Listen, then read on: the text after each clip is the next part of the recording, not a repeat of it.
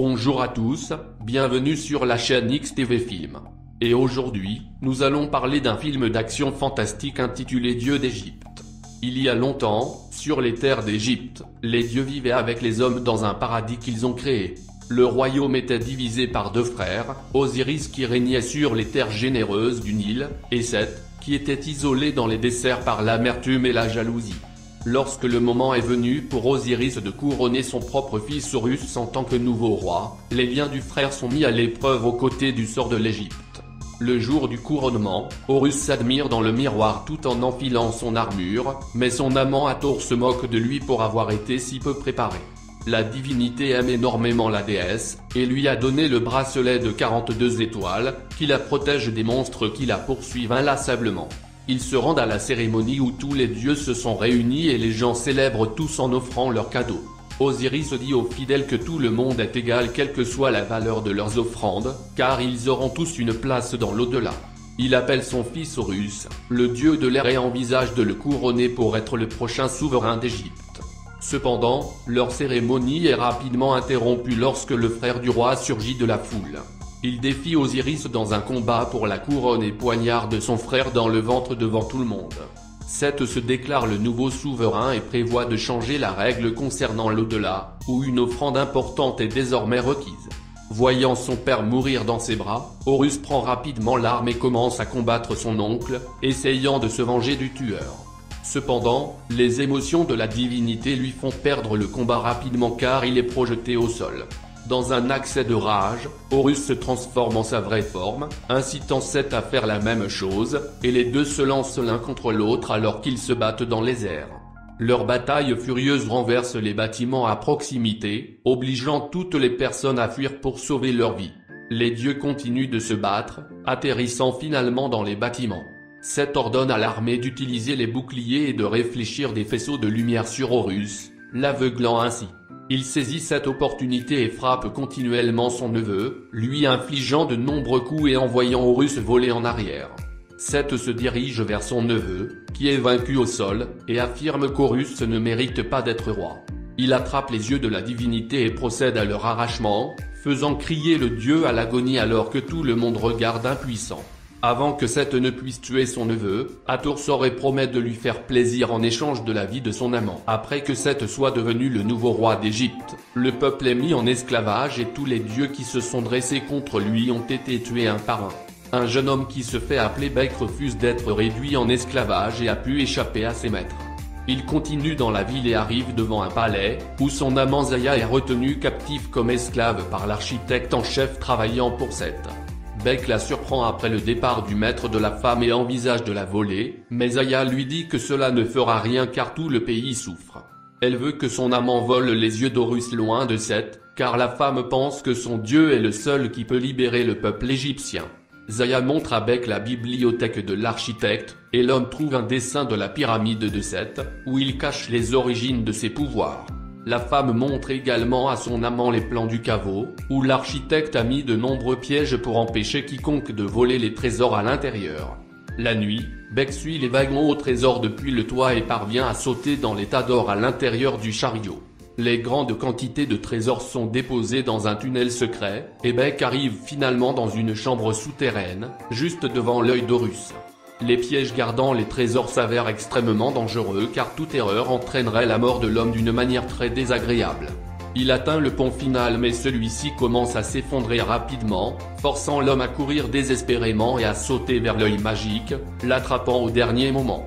Bek se précipite vers sa petite amie avec la bonne nouvelle, mais remarque que quelque chose ne va pas alors qu'elle s'excuse. Le maître de Zaya a découvert leur plan pour voler son dieu et entoure Bek de soldats afin de capturer le voleur. Cependant, Bek est capable de réagir rapidement et utilise l'œil pour aveugler les ennemis, lui donnant une chance de s'échapper avec la fille. Il prend les chevaux et s'enfuit du château, tout en montrant à son amant le trésor qu'il a volé. Leur célébration est interrompue lorsque Zaya est touchée par une flèche en plein dans la poitrine, ce qui provoque la mort de la fille devant l'homme. N'ayant pas d'autre choix, Bek se rend rapidement dans un temple où réside Horus et entre dans le palais sombre, essayant de demander à la divinité de l'aider à sauver sa petite amie. Horus sent la présence de l'œil et demande à Beck de le lui rendre immédiatement, mais l'homme refuse à moins que le dieu ne puisse ressusciter Zaya. N'ayant pas d'autre choix, Horus commence à chanter sur le corps de la fille et fait sortir Anubis, qui emmène l'âme de la femme dans le monde souterrain. Beck devient furieux après avoir vu qu'Horus a essentiellement fait le contraire de sauver Zaya, mais est capturé par la divinité et contraint de rendre l'œil. Après qu'Horus ait retrouvé la capacité de voir, il envisage de tuer l'homme pour son défi antérieur, mais s'arrête, après avoir appris que le mortel a vu le chemin de la pyramide de Seth. Horus décide d'utiliser l'aide de l'homme et promet de ramener la fille s'il redevient roi d'Égypte. Dans le même temps, Seth découvre que l'œil a été retiré de son coffre-fort et accuse l'architecte de son incompétence. La divinité envoie immédiatement son bras droit pour capturer le mortel responsable du vol. Pendant ce temps, Beck est arrivé au sommet d'une montagne avec Horus, où il s'en prend à son grand-père Ra, le dieu du soleil, afin de retrouver temporairement la capacité de voler. Horus se transforme à nouveau et s'envole de la Terre, pour finalement arriver à un gigantesque vaisseau spatial au sommet du monde.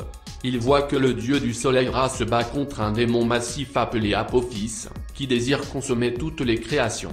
La divinité lance de nombreuses attaques sur le grand monstre, le forçant à modifier sa trajectoire loin de la planète. Ra retourne auprès de son petit-fils et révèle qu'il sait exactement pourquoi Horus est venu, mais refuse d'être personnellement impliqué dans leur conflit. Il considère que toutes les vies sont égales puisqu'elles sont toutes ses créations, mais il permet à Horus de prendre l'eau magique du navire qui est capable d'éteindre la puissance de l'ensemble depuis l'intérieur de la pyramide. Les deux volent vers la terre et s'écrasent au sol, mais avant de pouvoir récupérer, ils sont rapidement attaqués par les serviteurs de Seth sur la cascade. Horus est capable de les combattre facilement même sans avoir accès à sa pleine puissance, et commence à les tuer un par un en utilisant sa lance. Cependant, l'un des éclaireurs a pu survivre à l'attaque et retourne auprès de son maître. Il dit à la divinité l'emplacement de leur ennemi et aussi qu'Horus a promis aux mortels de faire revivre la femme, ce qui semble amuser le dieu car il sait que ce n'est pas possible. Seth dit au lieutenant de son armée de poursuivre son neveu cette fois et leur ordonne de tuer également le mortel. Au même moment, Hathor veille secrètement sur son amant et voit qu'Horus n'est plus dans le temple de son père, mais sa déloyauté est découverte par Seth qui l'espionne par derrière. Il se précipite pour la tuer pour la trahison, mais Hathor enlève son bracelet et est rapidement emmené par de nombreux démons. Elle réapparaît loin du danger après avoir mis le bracelet, et commence à chercher Horus, sachant qu'il est le seul allié qui lui reste. Pendant ce temps, Beck remarque une tempête de sable venant de derrière qui se révèle être les chasseurs de Seth chevauchant leurs gigantesques serpents. Les deux commencent à s'enfuir immédiatement car Horus n'a pas assez de puissance pour combattre leurs poursuivants. Les serpents géants les poursuivent, détruisant tout derrière, tandis que les deux courent désespérément pour sauver leur vie. Les monstres commencent à se rapprocher alors qu'ils crachent du feu sur les personnages principaux, les forçant à se cacher derrière la statue et à ramper à l'intérieur des tranchées. Horus essaie d'attaquer le serpent noir à l'aide de sa lance et parvient à piéger temporairement le monstre en lui perçant la mâchoire, mais le chasseur l'attaque furieusement, le forçant à se retirer dans les canaux. La divinité se rend compte qu'ils ne peuvent pas se cacher pour toujours et dit à Beck d'attirer l'un des serpents, pendant qu'il frappe par derrière. L'homme court vers le temple et attire l'attention du chasseur, faisant courir le serpent blanc de près tout en crachant du feu. Horus est capable de rattraper le monstre et grimpe sur son dos, tendant une embuscade au chasseur en l'attachant à la bête. Le serpent charge vers la falaise et tombe de la hauteur, tandis qu'Horus parvient à peine à s'échapper. Les deux s'enfuient du bâtiment qui s'effondre juste à temps, mais seulement pour voir qu'Hathor a trouvé leur emplacement. La femme se dirige sans crainte vers le serpent géant tandis que le chasseur ordonne au monstre de la brûler. Étonnamment, la créature refuse d'écouter alors qu'elle est hypnotisée par la déesse. Hathor ordonne au monstre de se brûler et la créature commence à cracher du feu sur son corps, tuant également son maître. Horus révèle à Hathor qu'il envisage d'entrer dans la pyramide de Seth et de détruire son pouvoir en éteignant le feu du dessert. La déesse lui dit que le plan ne fonctionnera pas car la divinité maléfique a placé un sphinx à l'intérieur du bâtiment pour lutter contre les envahisseurs. Le seul moyen de passer sans mourir est de répondre à l'énigme de la créature, ce qu'Horus se rend compte que seul Thoth, le dieu de la sagesse, est capable de faire. Il s'aventure à travers la forêt et arrive finalement à l'intérieur des racines d'un arbre géant où il voit de nombreux clones de la divinité travailler tous ensemble. Or on veut que le dieu de la sagesse les aide à vaincre le Sphinx, mais la divinité refuse, affirmant que son travail est bien plus important que de résoudre une énigme. Cependant, Beck commence à utiliser la vanité du dieu contre lui en affirmant qu'il a trop peur de se tromper de réponse. Ne voulant pas risquer de perdre son ego, la divinité accepte de relever le défi, tandis qu'Horus complimente Beck pour sa rapidité d'esprit. Le groupe traverse le dessert et arrive devant une pyramide, où toutes les pierres bougent en même temps. Heureusement, Beck est capable de se souvenir des bleus de la bibliothèque et choisit la bonne ouverture, entrant dans le bâtiment magique.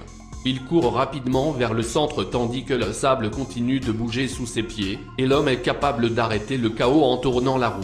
Il s'aventure plus profondément dans la structure et atteigne un tunnel où un monstre géant commence à se former à partir du sol. La créature teste le groupe en posant une énigme compliquée, mais le dieu de la sagesse est capable de répondre immédiatement.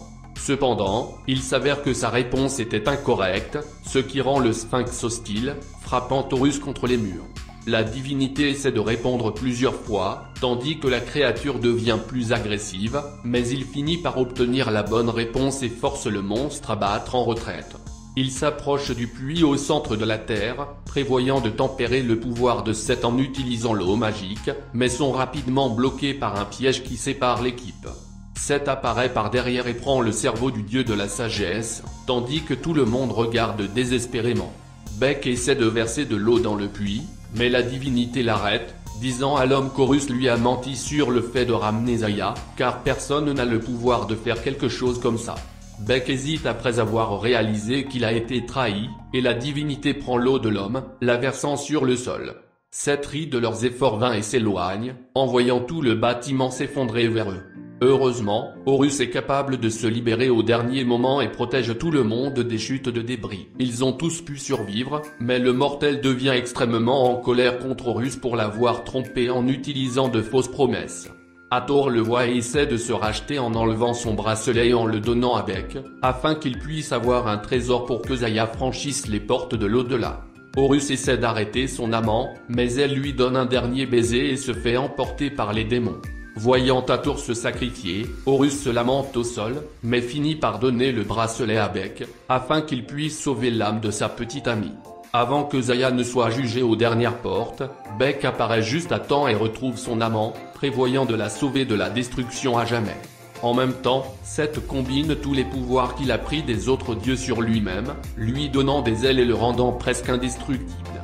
La divinité se rend chez son grand-père et révèle son plan au vieil homme. Définir le désir de devenir immortel est le seul moyen d'y parvenir et de détruire l'au-delà lui-même en faisant Apophis dévorer tout le royaume. Ra essaie d'arrêter son fils en tirant une explosion dévastatrice à l'aide de la lance, mais Seth parvient à survivre après avoir combiné les pouvoirs de tous les dieux. La divinité poignarde le vieil homme dans l'estomac et prend la lance, faisant exploser Ra en utilisant sa propre attaque et l'envoyant dans l'espace. Seth retourne en ville et commence à attirer la créature géante sur Terre, la faisant dévorer tout sur son passage. Pendant ce temps, Beck remarque que la porte de l'au-delà est perturbée tandis qu'Anubis essaie désespérément de sauver le royaume en utilisant ses pouvoirs. Zaya dit à son amant de retourner à Horus car il est le seul à avoir le pouvoir de vaincre Seth et de rétablir l'ordre dans le monde. Le jeune homme réapparaît près de la divinité et les deux décident qu'ils doivent se rendre à Seth avant que tout ne soit détruit. Heureusement, un chariot volant apparaît devant eux, préparé par les dieux qui défient la divinité maléfique, et ils sont capables de voyager rapidement vers leur ennemi. Dans le même temps, Seth est revenu avec la lance de Ra, et il attire Apophis vers le Nil, permettant au monstre de tout dévorer tout le chemin. Horus atterrit sur la pyramide et tente d'attaquer son oncle, mais Seth a pu contrer immédiatement. Les deux se battent furieusement en échangeant des coups, mais Seth est capable de prendre le dessus et finit par faire tomber Horus au sol. Avant que Seth ne puisse détruire son neveu, Beck apparaît par derrière et l'arrête à l'aide d'une corde. Cela met la divinité en colère alors qu'elle se transforme et charge l'homme qui l'envoie contre le mur. Cependant, Beck est capable de voler l'œil d'Horus alors qu'il est jeté sur le toit. L'homme jette l'objet vers Horus afin qu'il puisse retrouver son pouvoir, mais commence à tomber en même temps. La divinité voit cela et choisit de sauver son ami, alors qu'ils tombent tous les deux du bâtiment imposant vers le sol. Étonnamment, Horus parvient à se transformer au dernier moment et rattrape l'homme avant qu'il ne tombe à mort. Beck est étonné que la divinité ait retrouvé son pouvoir sans l'œil, mais Horus s'est rendu compte qu'il n'était pas faible à cause de l'œil manquant, mais plutôt que son cœur n'était jamais à la bonne place. Horus se transforme et vole vers Seth, et les dieux commencent à se battre furieusement dans les airs. Seth essaie d'attaquer Horus à l'aide de la lance, mais ne parvient pas à toucher son neveu. Les deux entrent dans l'imposant bâtiment, causant d'immenses dommages à la structure. Horus parvient à tendre une embuscade à l'ennemi par derrière, frappant vers les murs et brisant finalement ses ailes, le faisant tomber vers le sol alors que le bâtiment s'effondre d'en haut. Lorsque la poussière retombe, Seth est gravement blessé par la chute alors qu'Horus s'approche de lui par derrière et le tue à l'aide de la lance de Ra. La divinité vole vers son grand-père qui flotte dans l'espace, et le ranime en lui donnant la lance. Le vieil homme se dirige immédiatement vers le monstre et tire continuellement sur son corps, forçant Apophis à se détourner de ses créations et à s'enfuir de la Terre. Horus retourne dans la ville et voit qu'un de ses partisans a trouvé son autre œil, lui permettant enfin de retrouver son vrai moi. Il se dirige vers Beck, seulement pour voir que l'homme est déjà mort des blessures précédentes. Horus le porte vers Zaya, plaçant leur corps ensemble et leur permettant enfin de se reposer. Cependant, Ra apparaît au dernier moment pour remercier son petit-fils et exauce le souhait de la divinité en faisant revivre les amants. Beck se réveille aux côtés de son amant Zaya, et les deux partagent un baiser dans leur célébration. Horus est finalement couronné et devient le nouveau roi d'Égypte, et il change la règle concernant l'au-delà, disant aux gens qu'ils ne seront pas jugés par les trésors qu'ils apportent, mais plutôt par les bonnes actions qu'ils ont accomplies au cours de leur vie.